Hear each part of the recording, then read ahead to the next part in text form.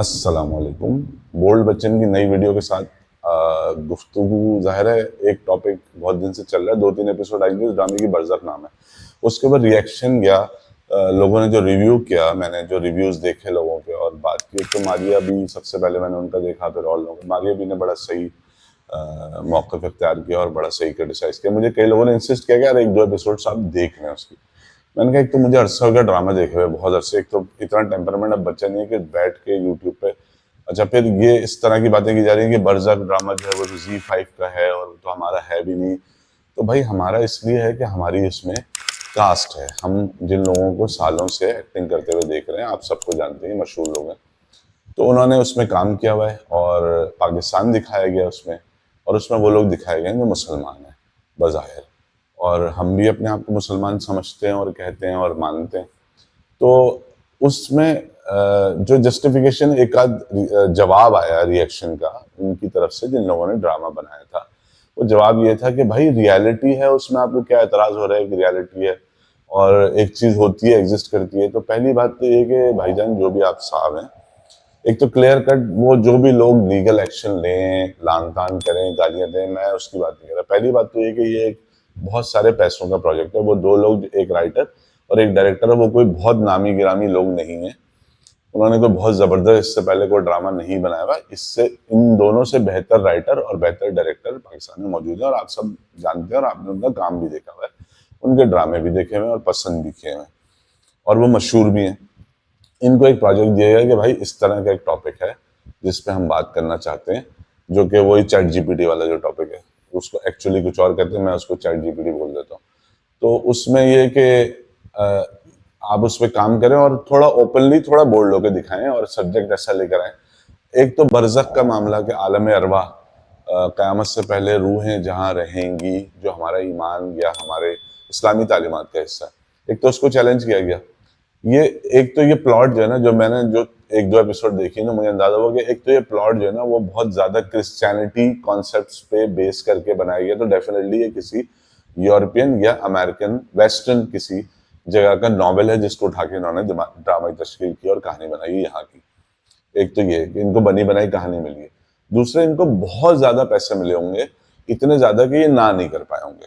यानी अगर इन दोनों लोगों ने, जो डायरेक्टर और राइटर है, मुझे तो नाम भी नहीं पता उनके, उन्होंने ये सोचा होगा कि यार हम अगर ज़िंदगी में एक ऐसा बड़ी प्रोडक्शन का ड्रामा बनाएं और हमें उस ड्रामा बनाने के बाद हमें जो है वो 5-5 करोड़ रुपए बच जाए, अगर इन्होंने ये सोचा होगा, तो आप समझ लें इनको 50-50 करोड़ रुपए दे दिए गए। तो अब ये उसको डिफेंड भी करेंगे, क्योंकि ये एक बिगर एजेंडा है जिसके तहत अब तक हमारे यहाँ इंडिया में तो बहुत कंटेंट इस पे जनरेट हो चुका है, बनाया जा चुका है, दिखाया जा चुका है, लोगों को समझाया जा चुका है कि भाई देखो इसमें कोई बुरी बात नहीं है। हम सिन्फ परस्ती जो है, वो एक जैसी सिन्फ के लोग आपस में एक दूसरे से मोहब्बत करते हैं, बड़ा फितरी होता है, बड़ा नेचुरल होता है। अलीगढ़ फिल्म बनी हुई है इसके ऊपर, और हमेशा इस तरह के मामले को जो कि गैर फितरी कतई तौर पे और कतई तौर पे नाकाबिल कबूल है हर मजहब हर माशरे में। देखिए इसमें इस्लामी मसला नहीं है, इसमें मशरक़ी रिवायतें किसी हिंदू के लिए भी काबिल कबूल नहीं है, किसी सिख के लिए भी काबिल कबूल नहीं है और किसी ईसाई के लिए भी नहीं है। आप ईसाई में सिर्फ कैथोलिक क्यों समझते हैं, प्रोटेस्टेंट्स को भी समझें। दूसरा जो मसला है ईसाइयों का, उनको भी तो देखें ना, जो वो क्या कहते हैं, उनका भी तो कोई पॉइंट ऑफ व्यू होगा, यहूदियों का भी तो कोई पॉइंट ऑफ व्यू होगा। मैं अकीदे के पॉइंट ऑफ व्यू से बात कर रहा हूँ कि उनके अकीदे में क्या कहता है, उनका अकीदा, उनकी तालीमात क्या कहती हैं कि क्या ऐसा होना चाहिए। क्या ये जो आप तीसरे जेंडर को बहुत ज़्यादा इतना पैसा खर्च किया जा रहा है कि जी इनको जो है, ये इनको भी इंसान समझा जाए, भाई वो खुद इंसान समझते हैं या वो हमें इंसान समझते हैं। हाँ, मैं ये नहीं कह रहा कि उनको हक़ारत की नज़र से देखा जाए या उनके ऊपर जुल्म किया जाए। देखिए जुल्म पाकिस्तान में नॉर्मल लोगों के ऊपर जितना होता है ना, दुनिया में कहीं नहीं होता। पुलिस का जुल्म, ख़ानदान का जुल्म, माशरे का जुल्म, ट्रैफिक का जुल्म, अपनी पूरी रियासत का जुल्म, हर तरह का जुल्म है ना उन नॉर्मल लोगों पे होता है जो बेचारे शराफत से ज़िंदगी, पाकिस्तान में कसूर है कि अगर आप शराफत से ज़िंदगी गुजारना चाहते हैं तो ये आपका सबसे बड़ा कसूर है और सारे लोग आपके दुश्मन हैं। उस ड्रामे में जिस किस्म की चीज़ें दिखाई गई जी, ये तो ऑब्वियस होता है। तो भाई आप जो भी हजरात इस ड्रामे को बनाने के लिए जिन्होंने ये बीड़ा उठाया और जो समझते हैं कि ये बड़ी ठीक मौक़िफ़ पर डटे हुए ना हो, तो उनके वालिदैन की शादी हुई होगी और वो भी उसी तरह दुनिया में आए होंगे जिस तरह बाकी बच्चे दुनिया में आते हैं। तो वो भी तो रियलिटी है। कभी डिस्कस किया अपने दोस्तों से अपने, या कभी अपने माँ बाप से डिस्कस किया आपने कि आप कितने टाइम में पैदा हुए थे? तो नहीं करते ना। रियलिटी ये होती है, देखें रियलिटी ये है कि रफ़ा हाजत के लिए एक कमरा होता है जिसको लैट्रीन, टॉयलेट, बैतुल खला जो भी उसका नाम होता है वो कहते हैं वॉशरूम। उसको बंद करके वहां जाके एक चीज की जाती है, सबको मालूम है वहां क्या होता है, सब वही काम करते हैं वहां पे, लेकिन बंद करके किया जाता है ना। रियलिटी का मतलब नंगा होना नहीं होता, रियलिटी का मतलब ये नहीं होता कि आप रियलिटी को बताएंगे। रियलिटी बताना एक बहुत भोंडा तरीका है, बहुत पुराना, इसको फक्कड़पन कहते हैं।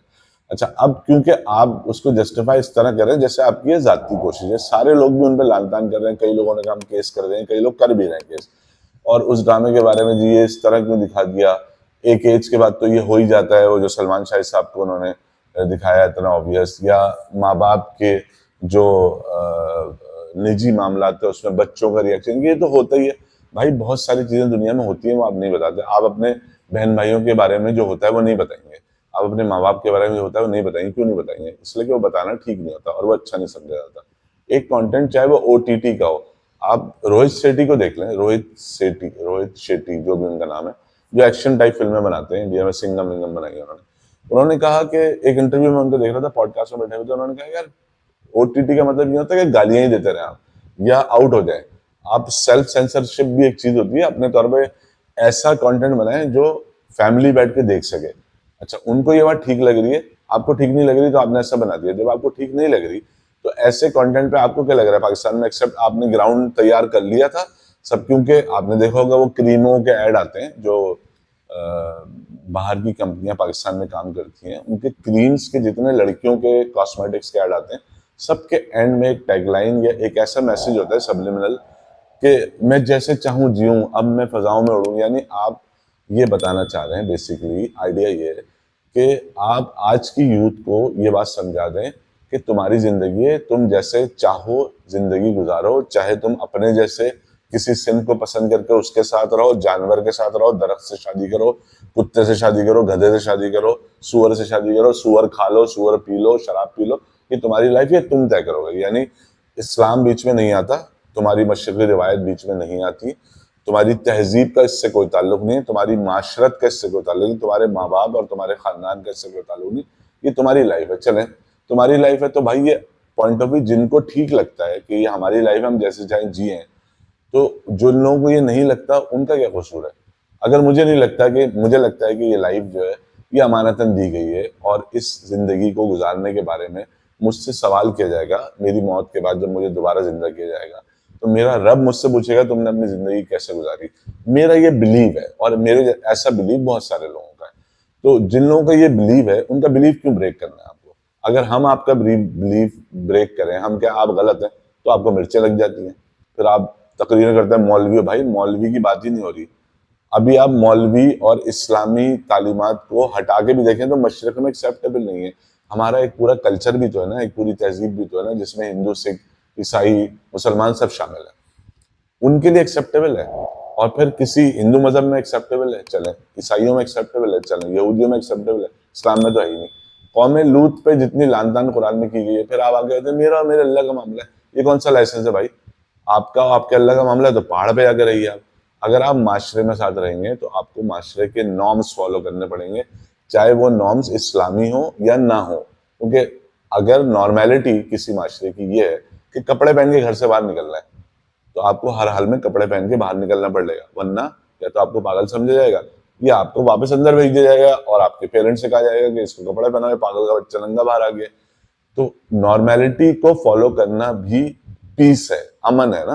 आप चाहते हैं कि दूसरे हर्ट ना हो, आप ये चाहते हैं कि आप दूसरों जैसे लगे, आप दूसरों की तरह एक्ट करें और रिएक्ट करें ताकि आपको एक्सेप्ट किया जाए। अगर आप बहुत मुख्तलिफ हैं और एक अलग दुनिया बसाना चाहते हैं जिसमें आपका जहन ये कहता है कि मैं जैसे चाहूँ जीऊँ, जैसे बरज़क ड्रामे के अंदर दिखाया गया और जो अपनी तरफ से उन्होंने एक बहुत ज़बरदस्त कोशिश की है। मैं सारे लोगों को जो भी इस पर रिव्यू कर रहे हैं, रिएक्शन दे रहे हैं और गालियां दे रहे हैं, लान तान कर रहे हैं, उनको बता दूं कि भाई इनका जो बना रहे हैं ना, इनका अपना भी एजेंडा नहीं है, सिर्फ पैसे हैं, और एक्टर भी सारे पैसे के भूखे हैं। आप कोई और ड्रामा बनवा लें, उसके अंदर इनको पैसे मुंह मांगे दे दें, ये काम कर लेंगे। इनका ना कोई ईमान है, ना एथिक्स है, ना इनका कोई प्रोफेशनलिज्म है, ना इनको कोई तमीज है। ये सब के सब लोग जितने इन्वॉल्व हैं बरज़क ड्रामे में, ये सिर्फ पैसे के भूखे हैं। इस कल कोई इससे बड़े टॉपिक के, इससे ज्यादा जलील और खबीस और मकरू टॉपिक के ऊपर ड्रामा बनेगा, वही पाकिस्तानी एक्टर उसमें काम कर लेंगे। नहीं हमें तो नहीं पता था और हमें तो मालूम नहीं था इसमें ये होगा, वो तो डायरेक्टर का काम होता है। ये सब मासूम बनने की तरकीबें होती हैं, इतनी चालाकियां ना। देखिए आजकल का जो ज़माना है ना, पाकिस्तान में 2024 में पाकिस्तान अब एक पसमानदा, ज़हनी तौर पे पसमानदा मुल्क नहीं है। तरक्की के तौर पे होगा पसमानदा मुल्क, मईशत के तौर पे होगा, ज़हनी तौर पे पसमानदा नहीं है। तो अगर ज़हनी तौर पे पसमानदा नहीं है और जाहिल भी नहीं है, गैर तालीम याफ्ता भी नहीं है, तो अब आप बेवकूफ़ बनाने का काम, कम से कम बेवकूफ़ बनाने का काम जो है ना उसको तर्क कर दें। हाँ, कोई और चीज़ ट्राई करें, कोई और काम करें। बेवकूफ़ नहीं बनता कोई। अल्लाह हाफ़िज़।